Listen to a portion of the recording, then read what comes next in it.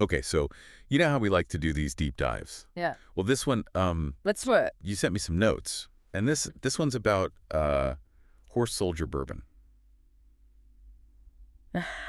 Interesting. I don't know if you've heard about them. Yeah, I have. And read Yeah. a fascinating story. Yeah, it seems like it. Yeah. So your notes, you said your buddy John, Right. he went and actually visited He did. the Horse Soldier Distillery Yeah, down in St. Petersburg. in Florida. Yep, right here in Florida. That's crazy. Yeah. I always thought they were like a, Kentucky. Kentucky brand. Yeah, yeah. I mean, that's what I For sure. think of when I think of bourbon. I think What Kentucky. hello. So what's the deal? Is it a local brand? Is it a national brand? Apparently, and John was surprised to find this too, it is indeed a local American distillery. Really? Yeah. Wow. Headquartered in St. Petersburg, Florida. So what are they doing opening a distillery in Kentucky then? Your notes said something about that. Yeah, it sounds like they're That's headed so that way in the nice. next couple of years, yeah. Wow. They've got plans to expand to Yes. open up a new distillery in Kentucky. Yeah.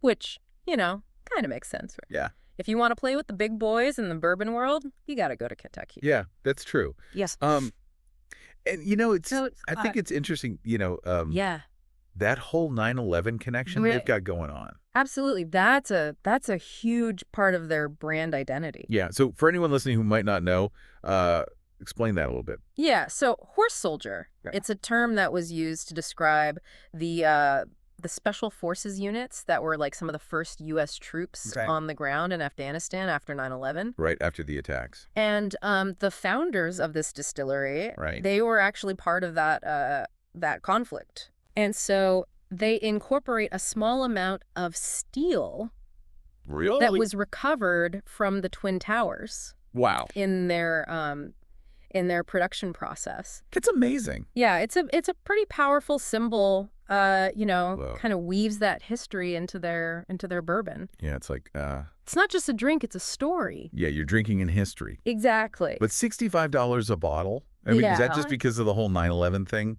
Well, $65 is definitely, It's pretty steep. yeah, it's up there I mean, for a bottle of bourbon?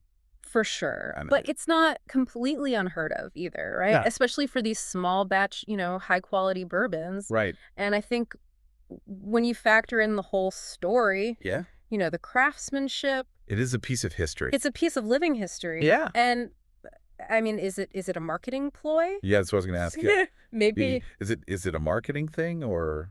I think it's a bit of both. Yeah, I think so too. I mean, it's a powerful story, It is. and it's a tribute, right, Yeah. to those who And it makes you think. yeah, it definitely makes you think. So it's a Florida distillery, Mm-hmm. but they're opening up in Kentucky. Yep, They've got this whole 9/11 connection. that's right. They're charging $65 a bottle.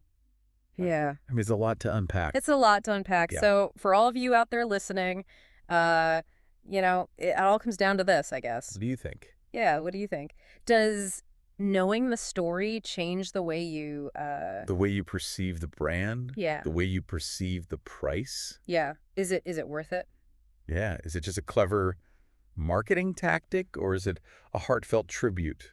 Or both? Or maybe a little bit of both. Yeah. Something to think about, right? Yeah, something to think about next time you're sipping on some bourbon. Well, hey, thanks for joining us for another deep dive. My pleasure. And let us know what you think. Yeah, we want to hear from you. Hit us up on social media. Let us know your thoughts about Horse Soldier Bourbon And their story. and their story. Cheers. Cheers.